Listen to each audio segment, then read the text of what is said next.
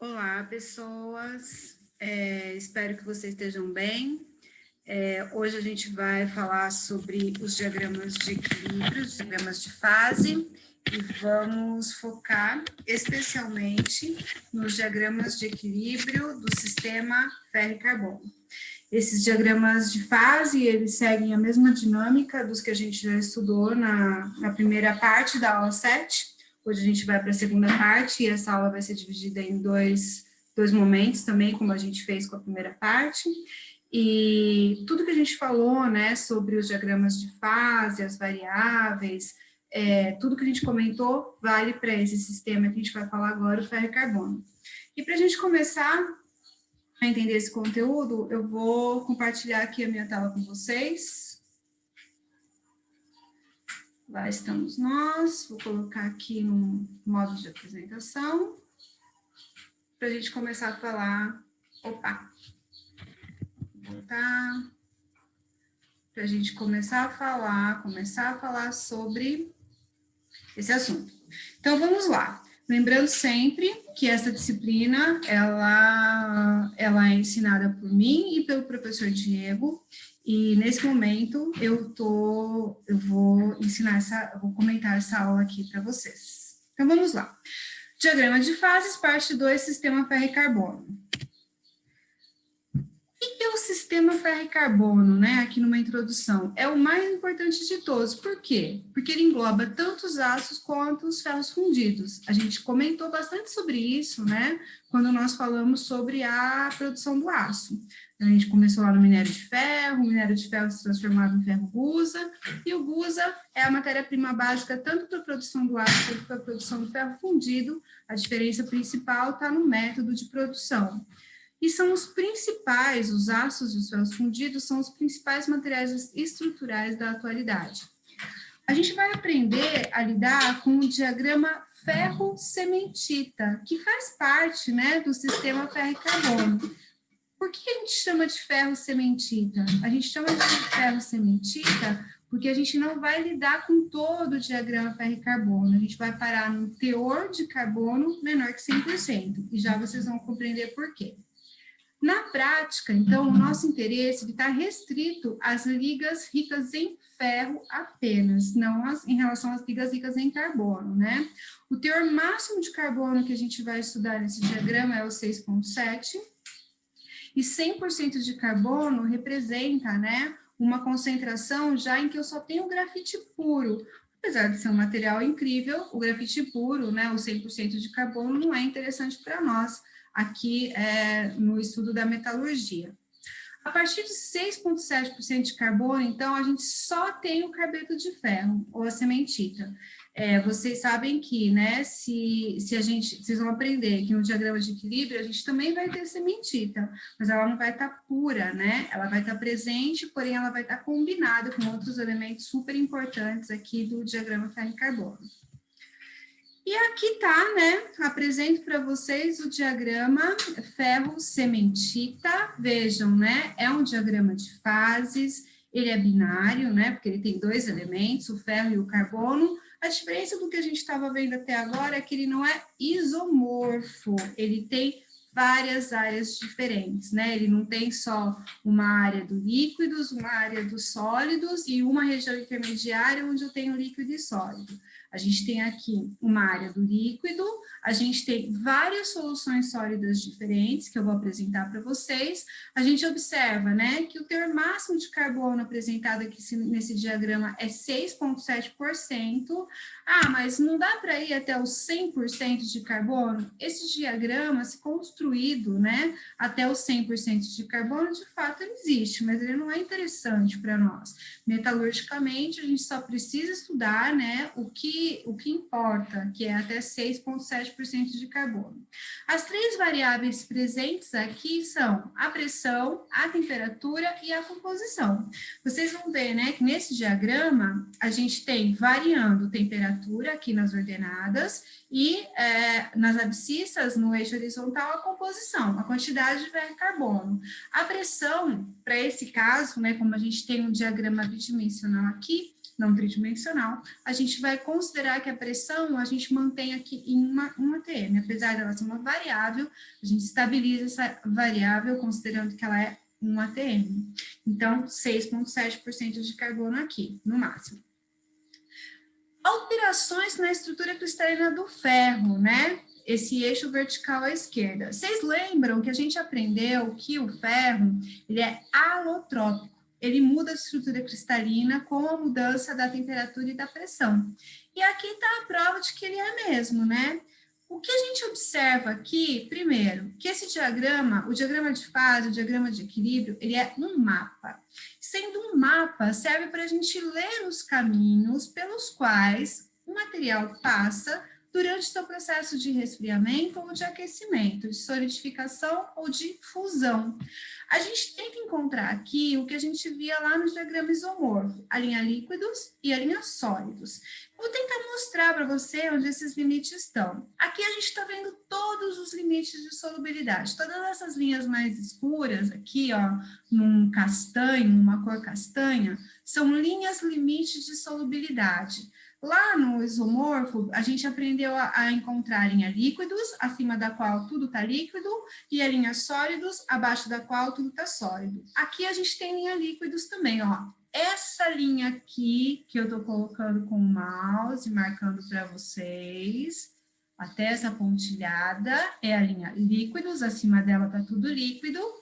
E essa linha que eu vou traçar aqui, ó, desse jeitinho, aqui, onde eu estou mostrando com o mouse, é a linha sólidos.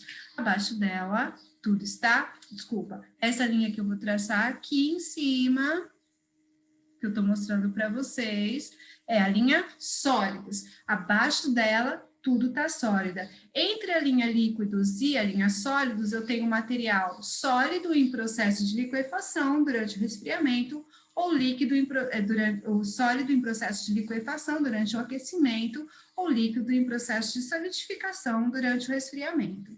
Vamos observar, ó, que aqui a temperatura baixa, abaixo dos 727 graus Celsius, se eu considerar um pontinho aqui, ó, dentro desse campo, bem pequenininho, bem fininho aqui, eu digo para vocês, olha, aqui nesse ponto, eu tenho uma estrutura, uma solução sólida, chamada ferrita alfa. Por que solução sólida, né? Porque a gente aprendeu que todas as soluções sólidas são representadas por letras gregas. E aqui no diagrama de equilíbrio ferro e carbono, a gente consegue visualizar logo de cara 3 soluções sólidas diferentes: alfa, gama e delta. Ferrita alfa, austenita gama e ferrita do tipo delta. A gente observa aqui também a formação de um componente chamado Fe3C, carbeto de ferro, que também está no estado sólido. Lembrem, letras gregas, soluções sólidas, sempre no estado sólido. O Fe3C, que a gente conheceu agora, a cementita, o carbeto de ferro, também no estado sólido. A gente também vê o L aqui, né? O L. Onde eu vejo o L, significa que naquele ponto o material está líquido. Agora, uma questão bem interessante, uma observação bem interessante, é que independente do tipo de solução sólida que se forme ou da quantidade de líquido, os elementos presentes em qualquer uma dessas formações sempre serão ferro e carbono. Não tem mais nada aqui nesse diagrama, não tem nada diferente de ferro e carbono nesse sistema. Por isso que hoje a gente está falando especificamente sobre o sistema composto por ferro e carbono. E agora vamos ver como essa questão da alotropia, da alotropia do ferro é super interessante. Se eu tiver aqui, ó, o ferro contendo praticamente nada de carbono aqui nesse campinho, né? Eu tenho um pouco mais do que 0 de carbono, mas ainda assim tem algum teor. Nessa posição, abaixo aqui dos 700 graus Celsius, a estrutura cristalina na qual os átomos de ferro se organizam junto com os carbonos, né, com os átomos de carbono intersticiais, é chamada de estrutura da ferrita, que a ferrita tem uma estrutura CCC, e ela é representada por essa letra grega aqui, o alfa, é uma ferrita alfa.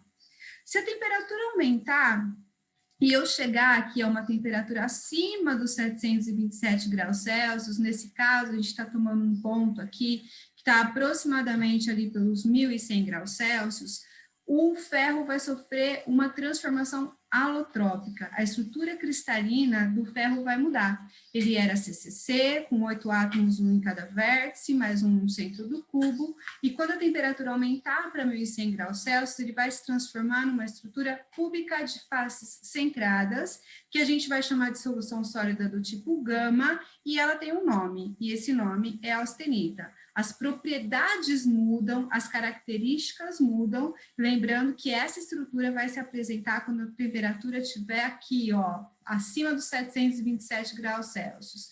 Para esse exemplo, mais uma faixa, né? Aproximadamente de 727 até 1.300 graus Celsius, considerando alguma coisa, um teor de carbono próximo ali de 0,7%. Se a temperatura aumentar ainda mais e eu tiver um teor de carbono bem baixinho aqui, eu vou ter uma estrutura chamada ferrita delta. E nesse ponto, a ferrita delta, ela vai ter a mesma estrutura cristalina da ferrita. E essa estrutura cristalina da ferrita anterior, né, da ferrita alfa. E essa estrutura cristalina, ela é do tipo CCC. A ferrita delta, ela se forma a uma altíssima temperatura, alguma coisa próxima ali dos 1.500 graus Celsius. Então, é uma estrutura de alta temperatura. Mas, de novo, o ferro sofre uma nova alotropia. A 1.100 graus Celsius, estrutura CFC, chamada austenita. A 1.500 graus Celsius, a estrutura vai assumir já uma configuração cúbica de corpo centrado, que a gente vai chamar de ferrita delta.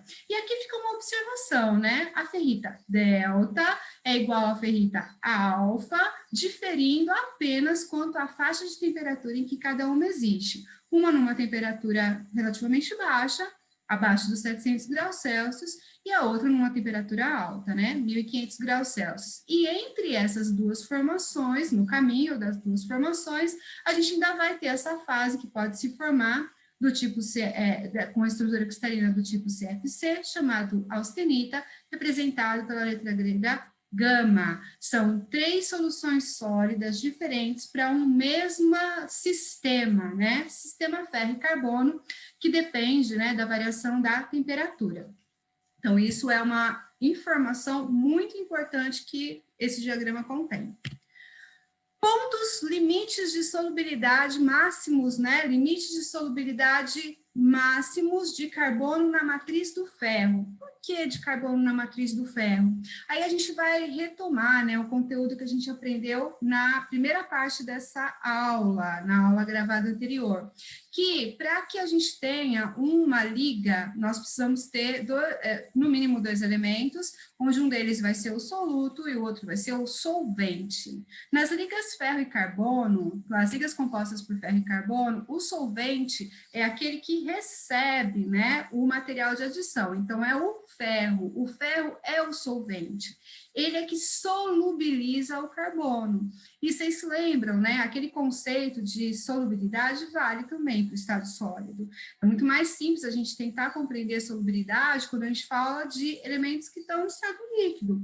Mas no estado sólido, a solubilidade também é um conceito válido, um pouco mais complicado, né? De compreender, mas que com algum esforço a gente consegue. Então, o limite de solubilidade, quanto de carbono eu posso ter na matriz do ferro? Vocês se lembram, né, que o aço é um tipo de liga metálica que se forma com uma ligação intersticial entre o carbono e o ferro. Os átomos de carbono, eles são bem menores que os átomos de ferro. Então, quando o carbono se liga ao ferro, os átomos de carbono, eles se alojam nos interstícios da estrutura cristalina, nos espaços vazios da estrutura cristalina. Sendo assim, eles vão se entranhar lá e ser solubilizados pela estrutura do ferro. Só que isso tem uma quantidade máxima. E aí, essas quantidades máximas quais são, né? Para a ferrita do tipo alfa vai ser 0,022%. Eu vou ter, né, uma estrutura do tipo ferrítica com, no máximo, 0,022% de carbono dissolvido na estrutura cristalina da ferrita alfa, CFC. Para a austenita, o teor máximo vai ser 2,14% de carbono. O máximo que a estrutura cristalina austenítica do ferro, né, a essa temperatura, consegue suportar de átomos de carbono intersticiais na sua estrutura, é 2,14%. E aqui, ó, no pontinho, nesse pontinho aqui, onde a estrutura cristalina se apresenta do tipo ferrita delta, o máximo de carbono que a minha estrutura vai assumir vai ser uma coisa assim muito pequenininha, que é um pouquinho maior que 0,022%, mas ainda assim uma quantidade bem baixa, né, que a ferrita delta vai assumir. Então, vejam, as estruturas que são cúbicas de corpo centrado, elas conseguem, o limite de solubilidade delas para o carbono, elas conseguem solubilizar na sua estrutura cristalina menos átomos de carbono do que a estrutura austenítica, né? E aí a gente já vai entender por quê. Mas é muito importante, né, que a gente leve em consideração esses limites de solubilidade. A gente está olhando aqui para as linhas limites de solubilidade. É importante agora dizer, né, que a linha limite de solubilidade que delimita a região onde tudo está líquido do processo de solidificação se chama líquidos.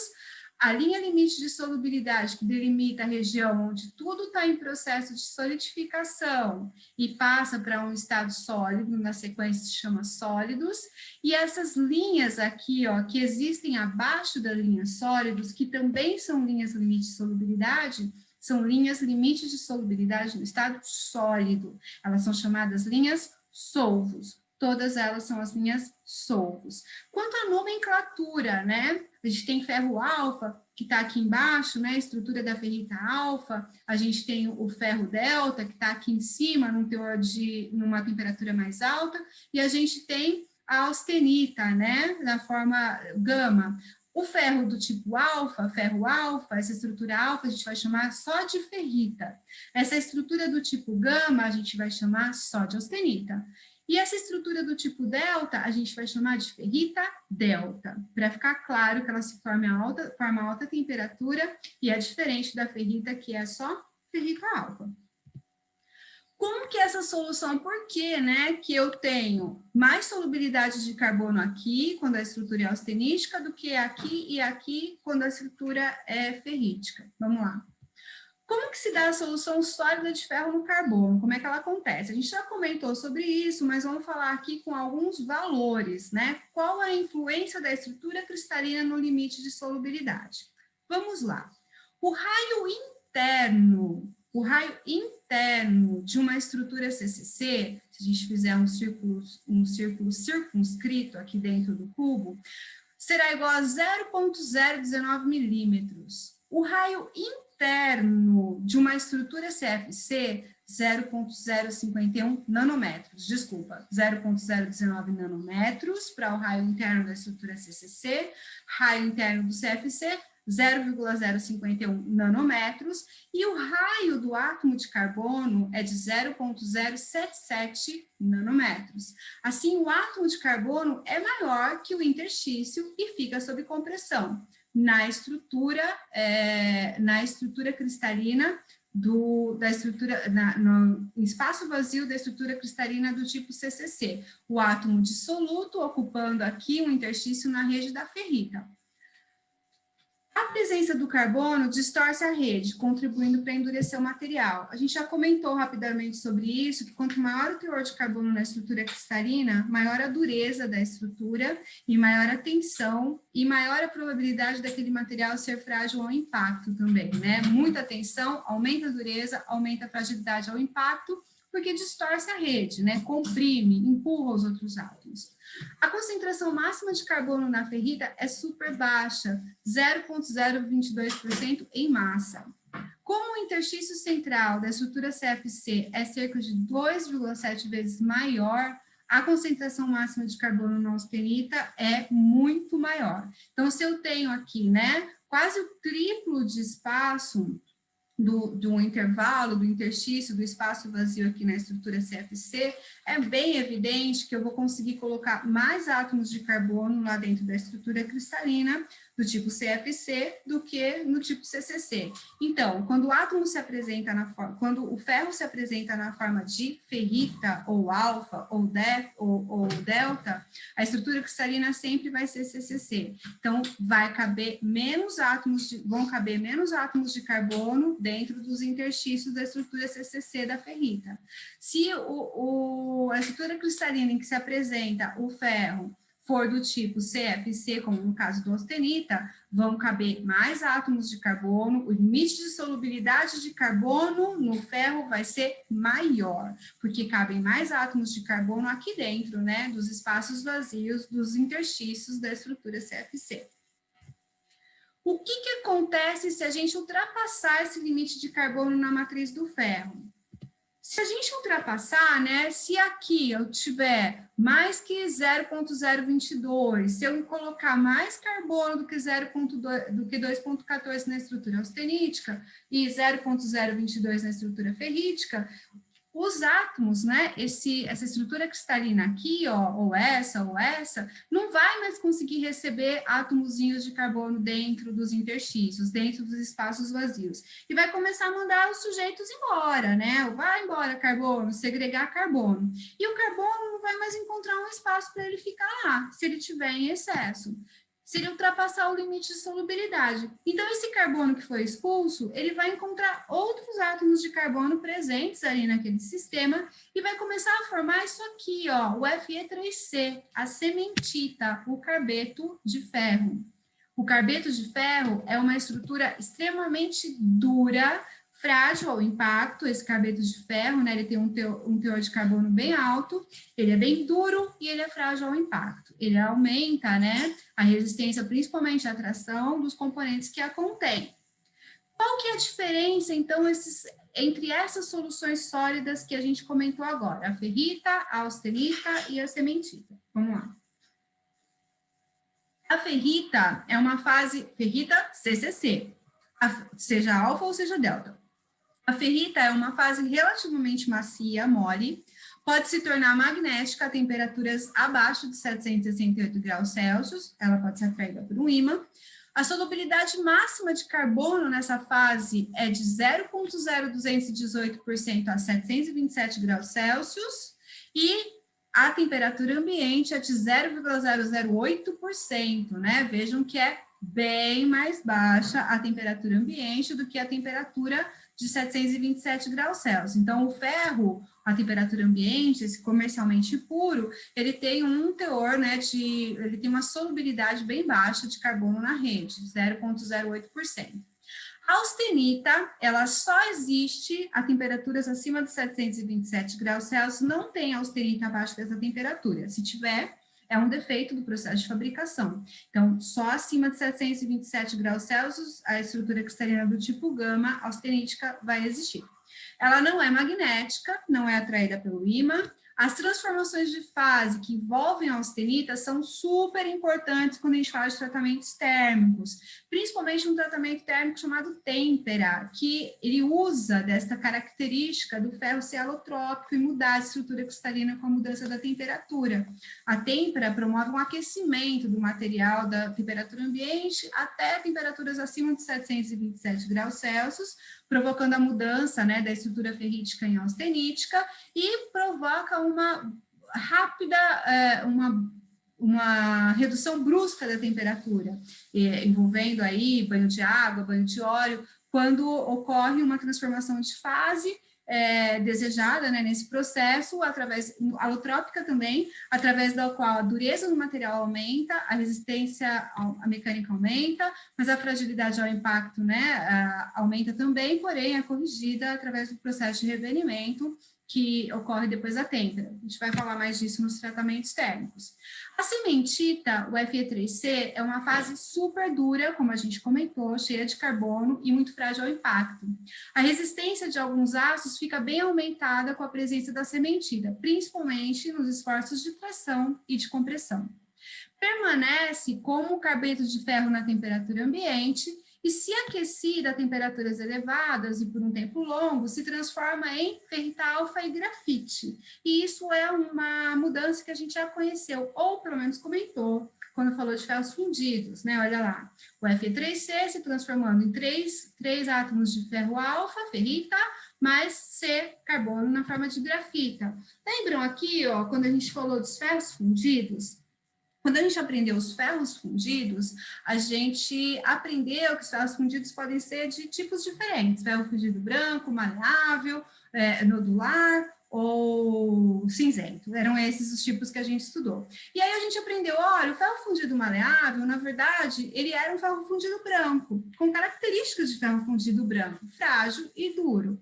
Mas ele é submetido a um tratamento térmico entre 800 e 900 graus Celsius, uma atmosfera oxidante, uma atmosfera controlada, durante um longo tempo. E durante esse processo, o carbeto de ferro presente nesse ferro fundido branco, ele sofre essa dissociação em cementita e carbono na forma de grafita.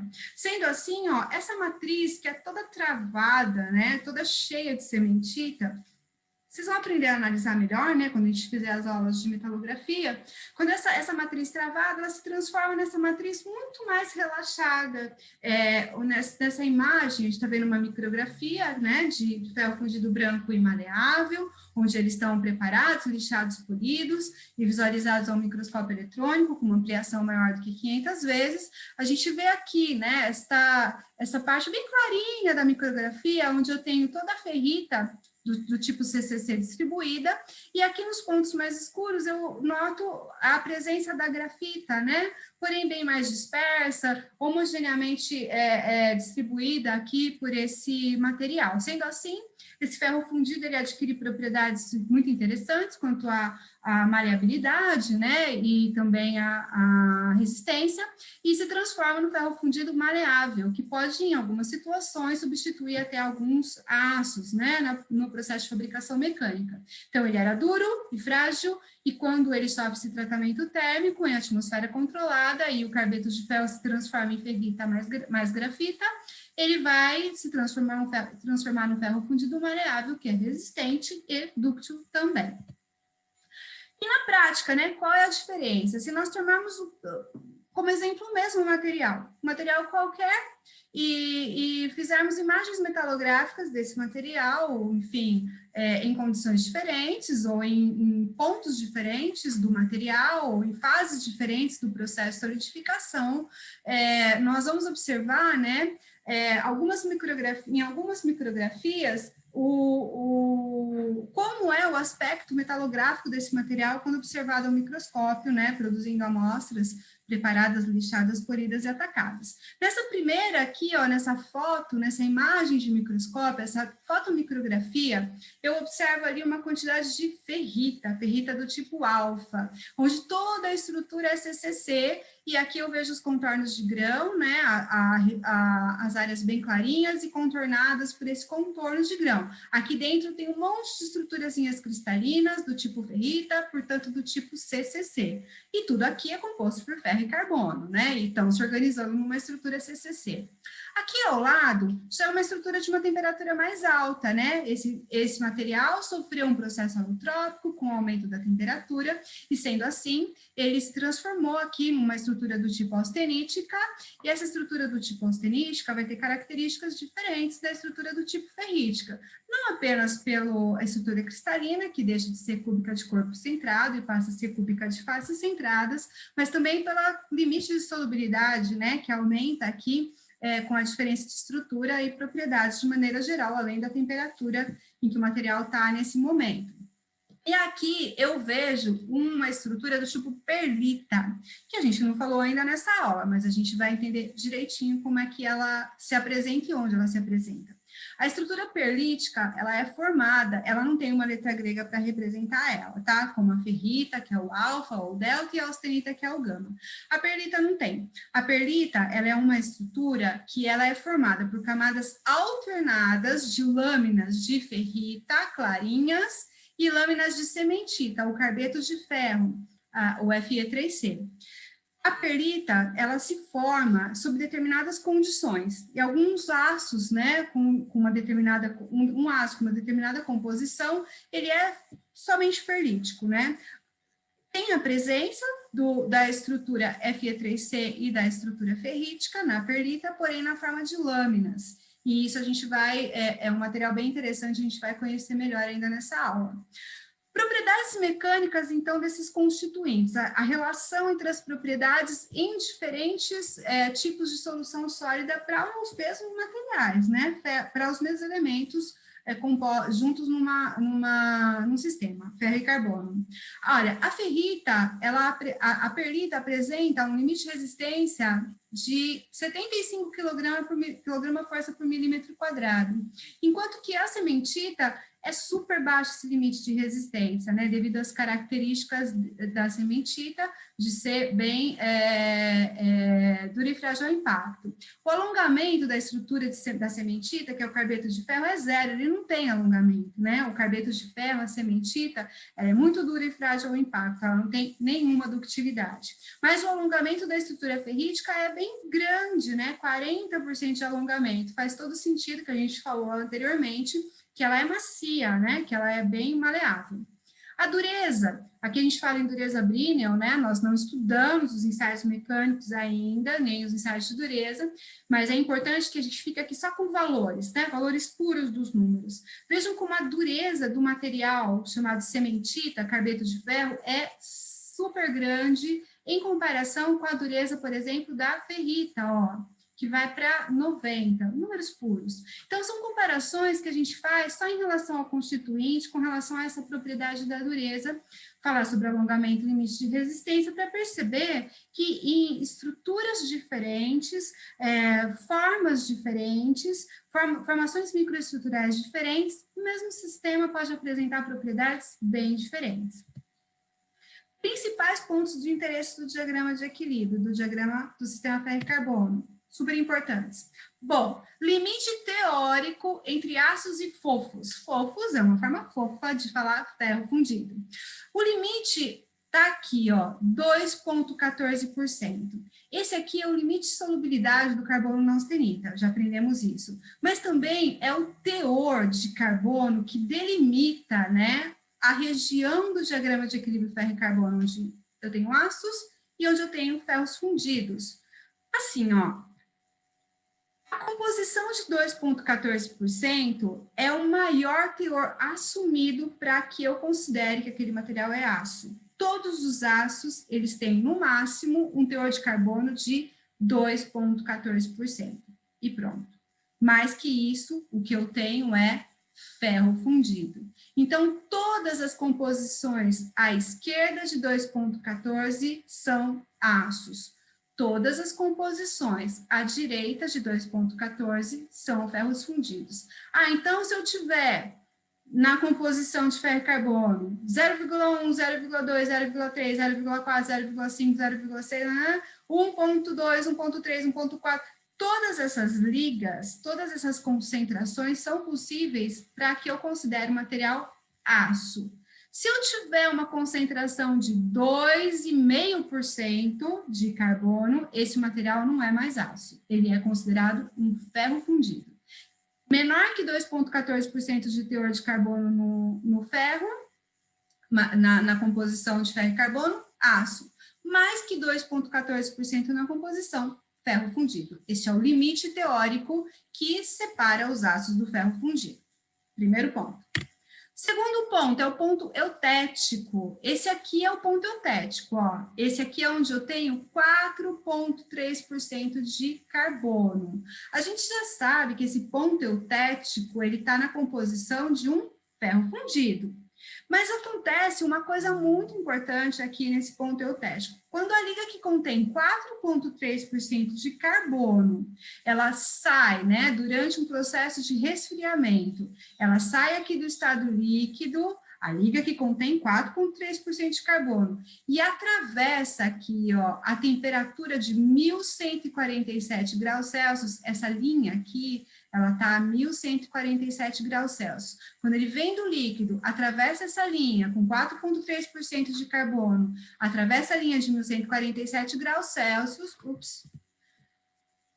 ao atravessar, ela vai entrar num outro campo sólido em que ela se transforma do estado líquido direto para o sólido. Atravessou a linha, pum, tananã, já se transformou de líquido em sólido automaticamente. E mais, ela se transforma de um líquido em 2 sólidos diferentes. Sólido do tipo gama, austenita, CFC, e sólido do tipo Fe3C, cementita, carbeto de ferro, que é ortorrômbico. É uma informação, né? Não precisam decorar isso, mas tem uma estrutura cristalina diferente de CFC. Então, um líquido, ao atravessar o ponto eutético, se transforma em 2 sólidos diferentes. Ah, mas se for no aquecimento, um sólido, se estiver aquecendo, né, até a fusão, ao atravessar o ponto eutético, vai se fundir imediatamente. A temperatura de 1.147 graus Celsius, né? Tá aqui.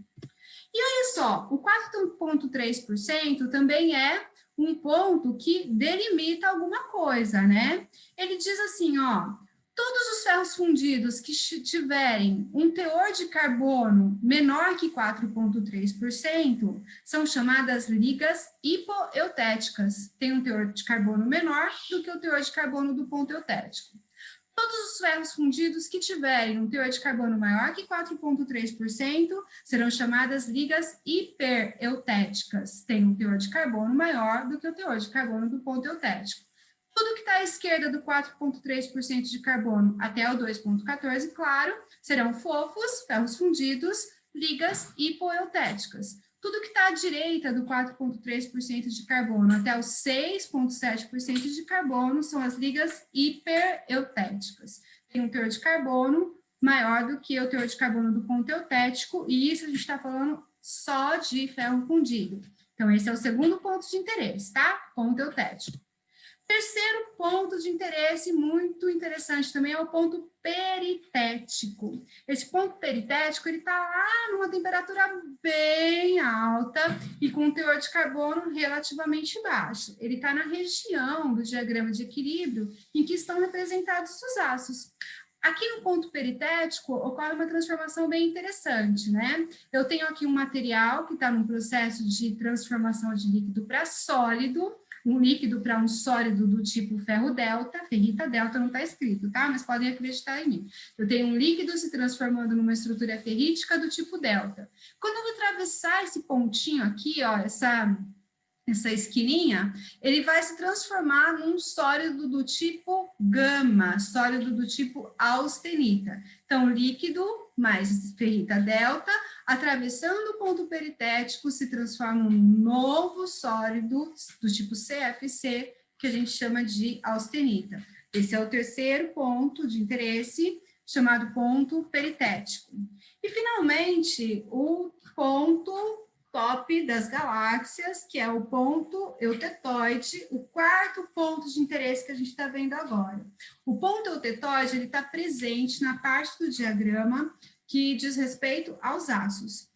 E o ponto eutetoide está aqui, ó, ele está a 727 graus Celsius e tem um teor de carbono de 0,76%.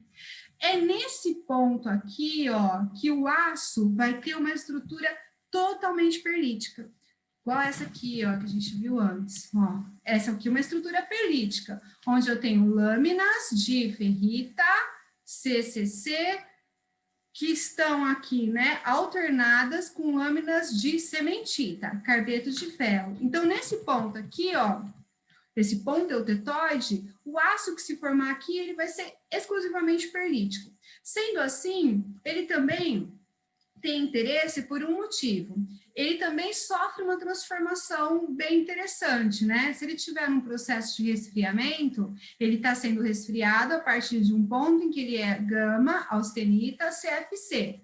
Se ele tiver 0,76% de carbono, quando no processo de resfriamento ele atravessar os 727 graus Celsius, passar pelo ponto eutetoide, esse sólido gama vai automaticamente se transformar em 2 sólidos diferentes, sólido do tipo alfa e do tipo Fe3C. E nesse ponto especificamente, essa transformação vai dar origem a uma microestrutura do tipo lamelar, aquela com lâminas de alfa, ferrita, mais Fe3C. Outra característica bem importante desse ponto é que ele também divide, né, os ácidos. O aço que for formado com 0,76% de carbono, ele vai ser 100% perlítico e ele é uma liga eutetóide, é o aço eutetóide, ele é bem especial. Os aços, e nós já vamos logo na sequência entender por quê. Os aços que tiverem um teor de carbono abaixo de 0,76 são chamados de aços hipoeutetóides. E os ácidos que tiverem um teor de carbono acima de 0,76%, maior que 0,76%, até no máximo 2,14%, claro, né? Senão a gente já está passando para um outro ponto, eles são os ácidos hipereutetóides. Tem um teor de carbono maior do que o teor de carbono do ponto eutetóide. É uma divisão interessante, né? Que esse ponto eutetóide faz dos ácidos. Vou interromper por aqui. A gente vai falar do desenvolvimento das microestruturas das ligas ferro e carbono na aula seguinte. E a gente faz também essa aula, né? Essa segunda parte da aula 7, divididos em 2 aulas gravadas, né? Fiquem com essa primeira metade e daqui a pouco a gente fala na próxima gravação sobre o desenvolvimento das microestruturas do tipo, em ligas do tipo ferro e carbono. Vou descompartilhar. Beijos. Até.